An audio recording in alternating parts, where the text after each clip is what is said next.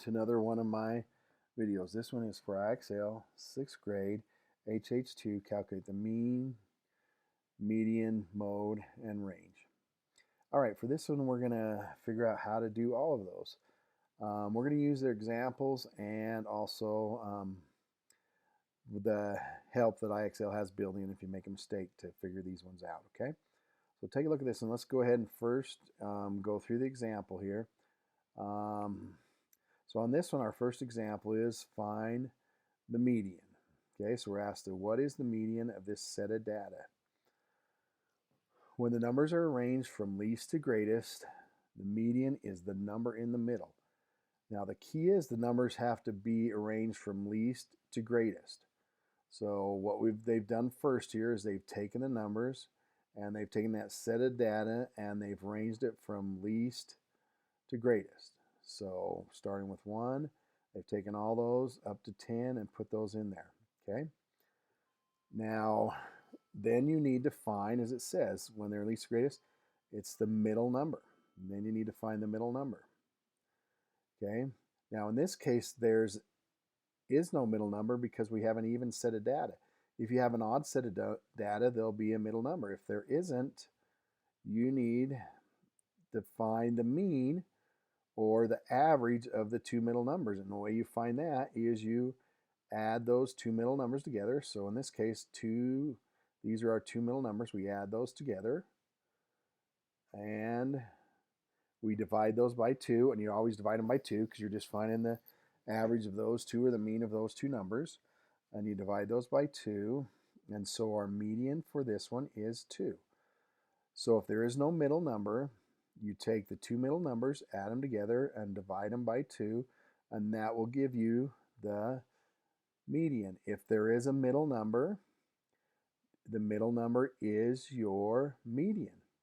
So in this case, our median is 2.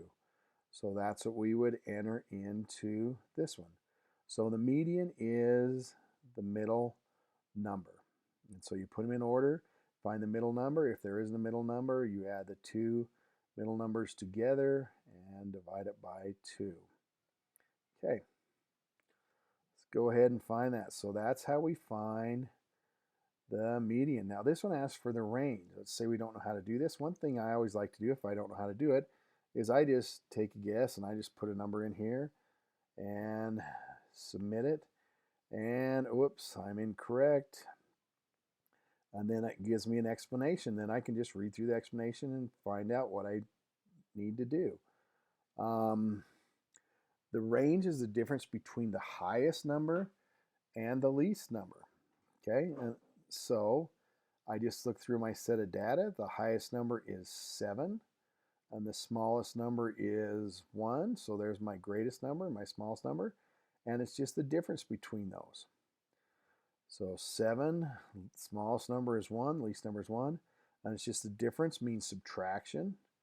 So you just subtract those, and you find the difference between those, and that would give you 6. So the range on this one is 6. Again, it's the largest number. You subtract the smallest number from the largest number, and that will give you the range. So if you don't know what to do, just put in any number, and it's okay to make that mistake and move on. Figure out how to do it. So the range is the largest in the set of data minus the smallest. So that's the range.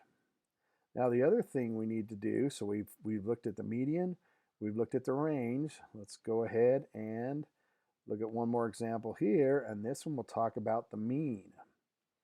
Now the mean is the average, and if you don't know how to find the average, you find the average by adding up all the numbers and dividing it by how many numbers are in the group. So the mean and the average mean the same thing, okay? So in this case, there are 6 numbers in this set of data. We add all those up and we get 30. So we add all those up and get 30, and then we take 30 and divide it by 6, and we get 5. So our mean is 5. So again, we find our average or our mean by taking the numbers, adding them all up, and dividing how many there are. I always like to think of the mean as the hardest one to find because it's the mean one to find. You got to add them all up and divide it by how many there are. Okay, so there's the mean. And the last one we need to figure out how to do is the mode. Let's say I don't know how to do that, so I'm just going to put a number in there. Don't know what the mode is even. I got it incorrect. And the mode is simply the number that appears the most. So first arrange the numbers in least to greatest. Now, if you got a small set of data, you might not need to do this, but it helps if you got a big set of data to do that. But in a small set of data, you can just look at it and see the number that appears the most is, in this case, 2. So our mode is 2. The mode is the one that occurs the most. And I just remember mode and most sound the same, so that's the easy way to remember those. All right. So that is our 3 different things we've talked about there. The mean, median, and mode. We have figured out how to do all of those. Go ahead and start working on this. Again, if you have questions, let me know or your teacher know. Good luck. Have a good day.